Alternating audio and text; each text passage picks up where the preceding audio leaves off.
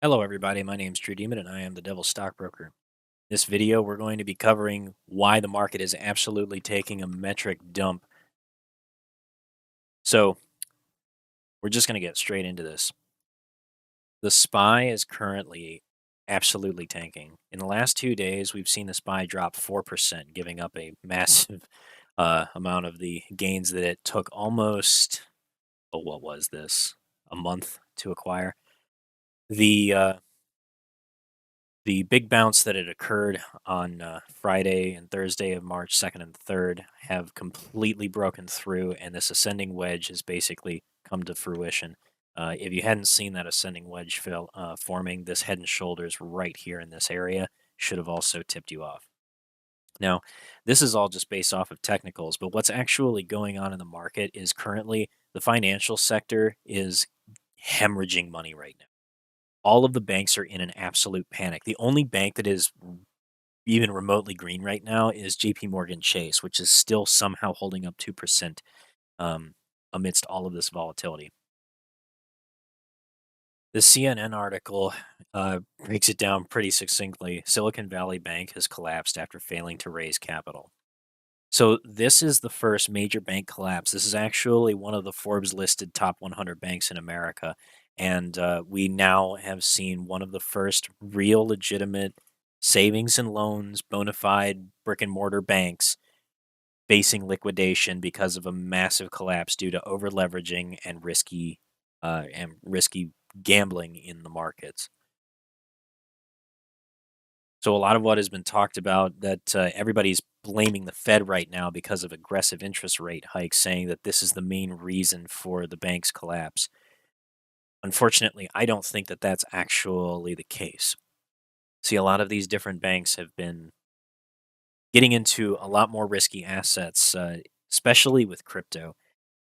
One of the topics that I had discussed in a video recently was that of rehypothecation. And specifically, we were talking about rehypothecation of shares. But there's another type of rehypothecation that goes on in the financial industry for T bills or treasury bills. Treasury bills are used as a cash equivalent asset in order to maintain collateral for a bank's cash assets.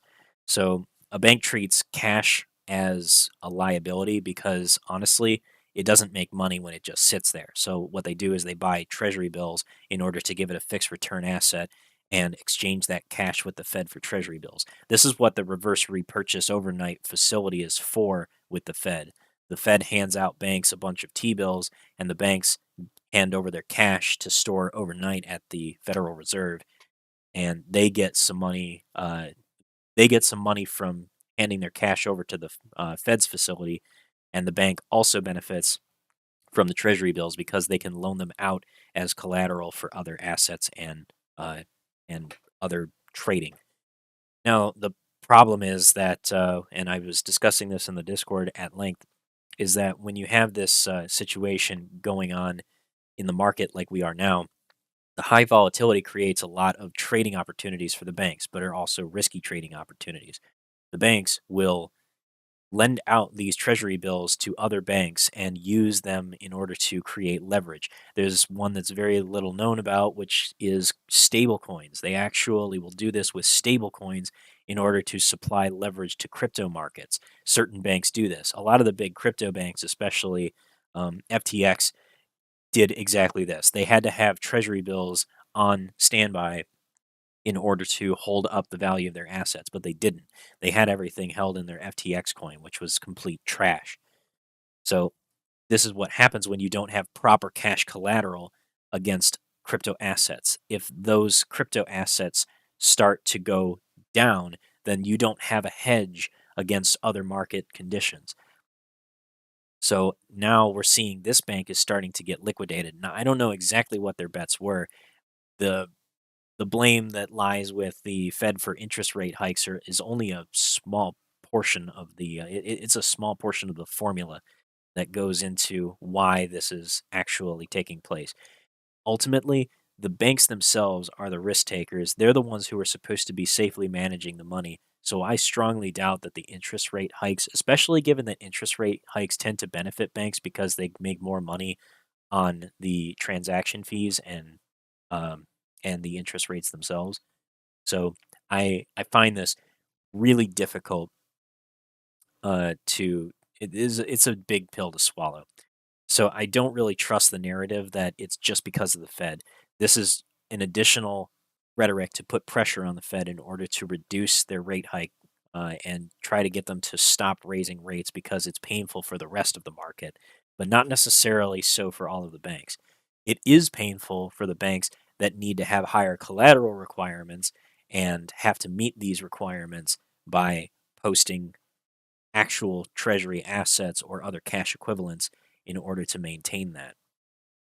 Back to the matter at hand, now we're seeing the entire market starting to tank. And it's not just affecting the finance market, it's affecting everything. The tech market is also getting smashed right now.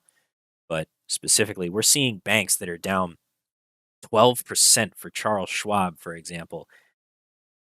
One other thing that is also indicative that this may actually be the beginning of a major crash event is that as the market has been moving down, so have the yields in the 10-year bonds. This is very unusual. Typically, when bonds are going down in yield, this is an indication of a positive development for stocks. So to see the bond market absolutely tanking in yields, this indicates that banks are buying up bonds in droves right now. What I suspect is that they know what's going on. Something big is happening. So they're buying up bonds as fast as they possibly can. And this is crashing the yields for the 10-year bonds. We're also seeing this occurring in the US 2-year bonds. If you look at the 2-year bonds, they also peaked and then took a dive in the last couple of days.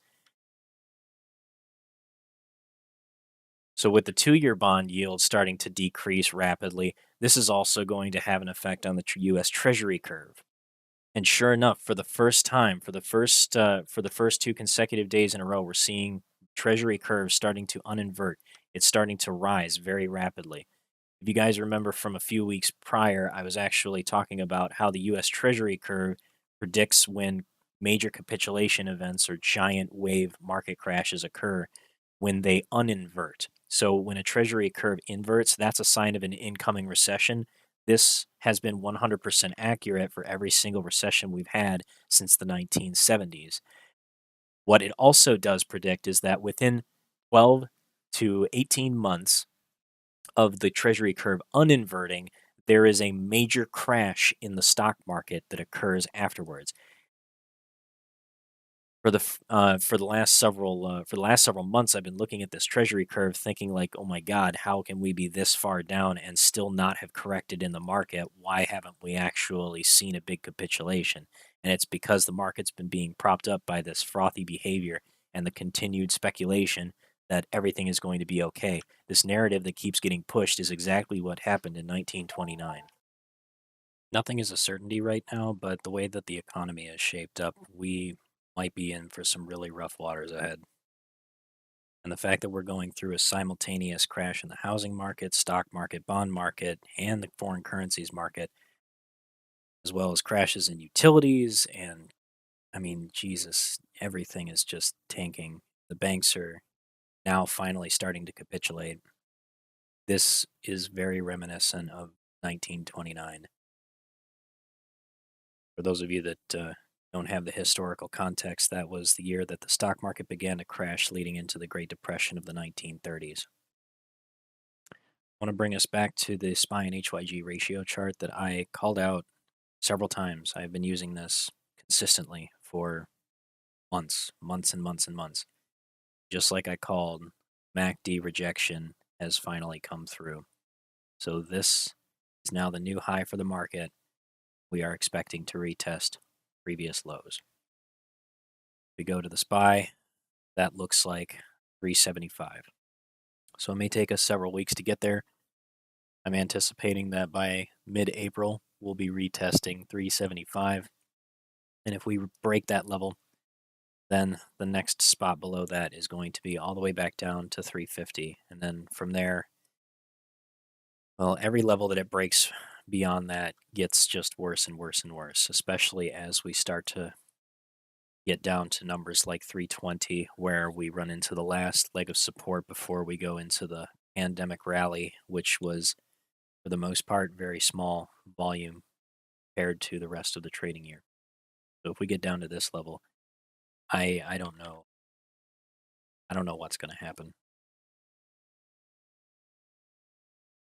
And even though I called this ahead of time, seeing all of the banks getting hit this badly, seeing all of these stocks going this red, and watching the market tank this quickly is really scary. Um, I didn't want to be right about this, actually. There's a big part of me that wanted to be wrong and for there to be a recovery rally ahead of time. I know a lot of people have been pretty vocal about saying how I'm a perma bear and that I'm just being negative.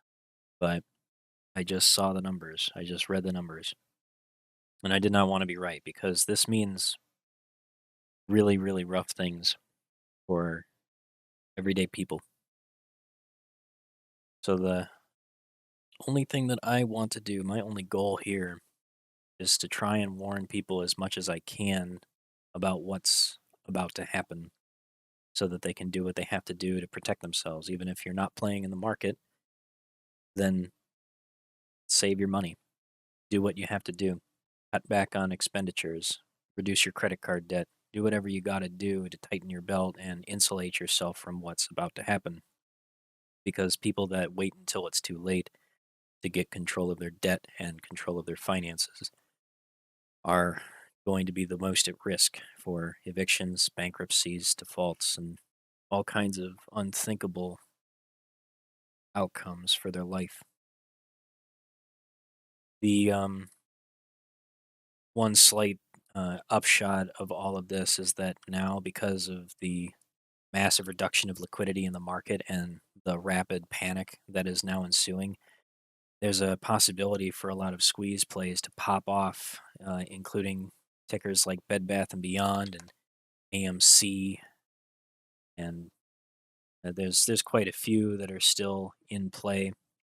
A lot of short squeeze stocks that have been called out by Hell's Trading Floor and elsewhere in the community that are valid, albeit severely beaten down.